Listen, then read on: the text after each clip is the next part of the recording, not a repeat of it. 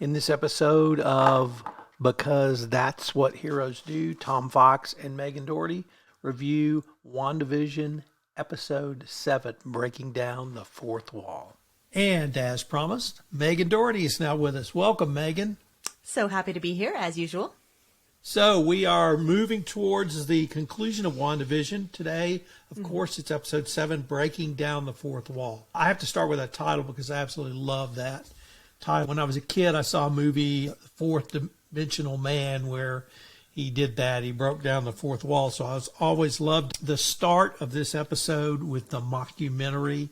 I thought was uber cool. And so I thought it started off great and it only got better. What were some of your initial thoughts on Episode 7? I like this one. Obviously, this is the episode where things really start to fall apart. The masks are coming off, ideas are breaking down, illusions are no longer being maintained, and we get a couple of really big reveals about what is going on behind the surface. So I love this episode, particularly the very end, which is one of my favorite parts of the entire season.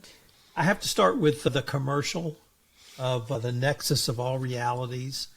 That was both weirdly out of place and weirdly perfect at the same time. And so I really enjoyed that. I thought it was a great parody, but it seemed to be perfect for this episode. I really liked the transformation in this episode and the powers she was able to get by going through the barrier. And I hope that is just a teeny little portending of what we see in the future. And I think so, given some of the other things we saw in the rest of the episodes of WandaVision. But maybe what did that mean or feel to you? Because I know you really like Monica. I do really like Monica. And I love that she was working with the dream team, Jimmy and Darcy, as they shall henceforth be known. And I loved her response to this original plan not working. They had the big spaceship. It reminded me of those big drills from Armageddon. I don't know if you remember those. They were going to... Oh, yeah, yes. That's one of my all-time favorite movies.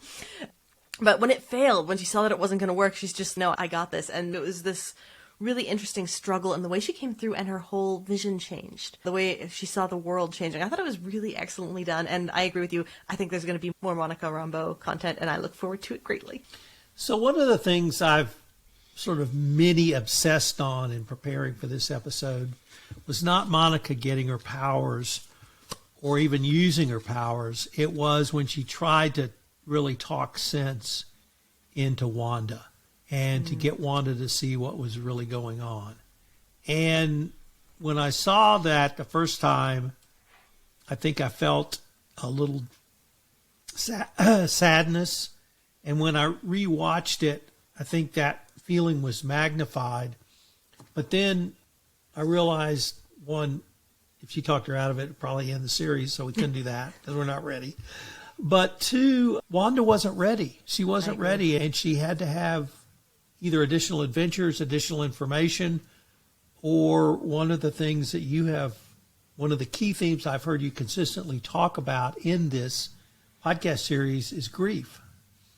And so we're seeing an arc of that, and I really saw that as we moved into the next two episodes. But how did you feel about that scene in Wanda's house where Monica really tries to, I would say, talk her down, but it's to bring her back to reality?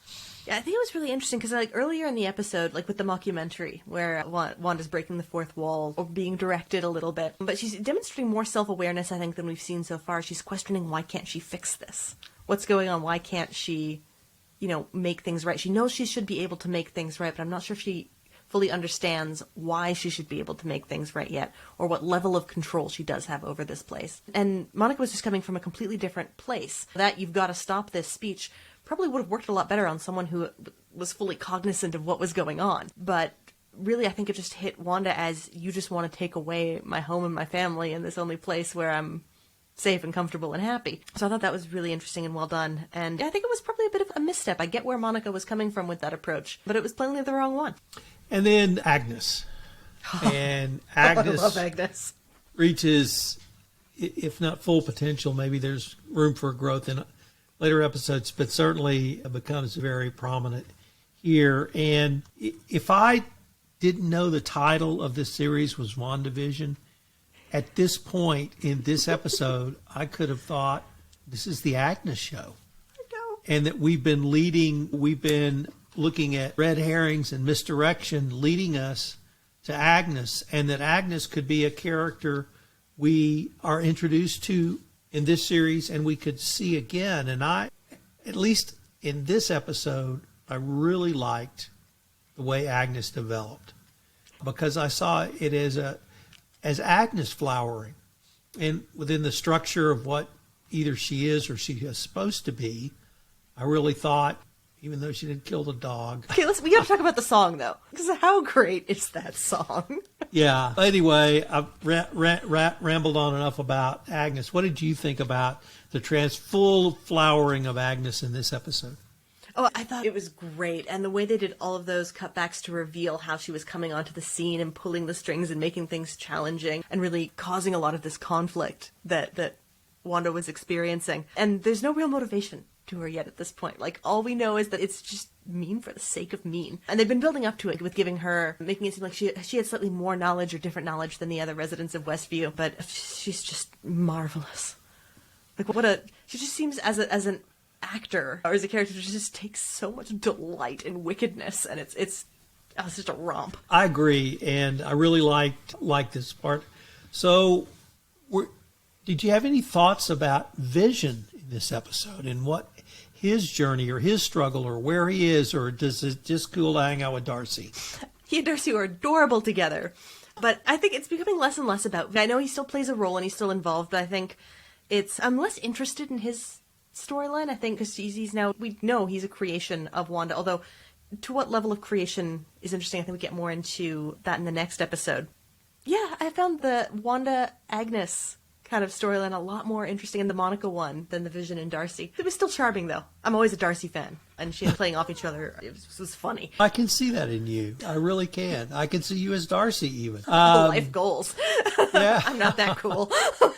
Well, stretch goals. Nothing wrong with a stretch goal. I guess I think in this episode, it's clear to Vision who he is and what he is in this reality. And that he is, I'm not sure non-sentient being is correct, but that at some point he died. And whatever incarnation this is of him, it is not a reincarnation of what he was. It's something different. I think you bring up a really good point there. I'm just going to stop you because is he sentient? Are the children sentient? To what extent are they alive? I think that's a really good question. I don't want to talk about the other episodes too much, but I'm beginning to wonder in this episode, particularly in the reviewings, and there's absolutely no visual evidence of this, is this all in Wanda's head? It's her creation. I'm comfortable in saying that this is her creation. And if it's her creation, are these characters simply reflections of her mind, her will, her brain power, her vision stone, or mind stone, I should say, the power of the mind stone? Although remember when the twins were babies and they aged up without her wanting them to? Right. There was something else acting on them. Maybe it was themselves, maybe Agnes. But I see Vision beginning to understand, or at least consider, not only am I not here, I shouldn't be here, and that something needs to change, happen, or maybe just be fixed. And we see that play out a little more, but I saw it in a way that I didn't see a lot of pain from him in this episode. I saw rationality and realization, but it was not a grief that Wanda's experiencing. It was something else. And that whole, you're right, much smaller part of this show really I thought was very powerful as well. I think it's an interesting idea. He wasn't, because he had learned, of course, that there was the outer reality, possibly the more real reality. Vision was never what we'd call an erotic and hysterical, overly emotional character. So not Canadian. So I think maybe at worst he's getting a second shot at consciousness. Yay, that's a win, right? If you goodbye oblivion, hello, I'm sentient again. So there might be something to that. And also the world Wanda created for them was nice. It was the one they had wanted. A pleasant life, couple of kids, little house. White picket fence. White picket fence. Heard a lot of girls say that's what they wanted growing up. And then they got it. Boy, was that wrong. Problem is, it comes with a husband. Usually that's involved. But not always. I think you've shown that there are other ways. My fence is wrought iron. I thought this was a great way for us to segue into, obviously, the last two episodes. The blooming of Agnes. I just adored that. So good. And I guess the last thing I wanted to maybe explore, and you touched on it, and you may have already figured this out, was what's Agnes's motivation? I didn't see it in this episode, although I agree with your analysis that she just seemed to be evil just for the sake of being evil.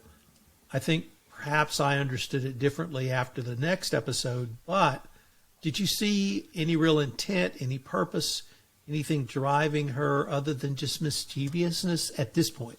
At this point, no, and I really like that. I really like that because I think, especially because this whole context for this entire series is TV shows, sitcoms from various points in history. Sometimes villains are just villains. And they don't have a motivation. They're just mean. And it's not the most nuanced way to write a character to have in a story, but sometimes it's really satisfying. It's fun. And I thought she was, yeah. If Hannibal Lecter wants to have a friend up for lunch, that's the way it is. Sometimes people are just evil. And if they have a theme song, I think they should get away with it. Every great hero needs a theme song. Fun fact, Catherine Hahn did the female vocals in that song. That was great.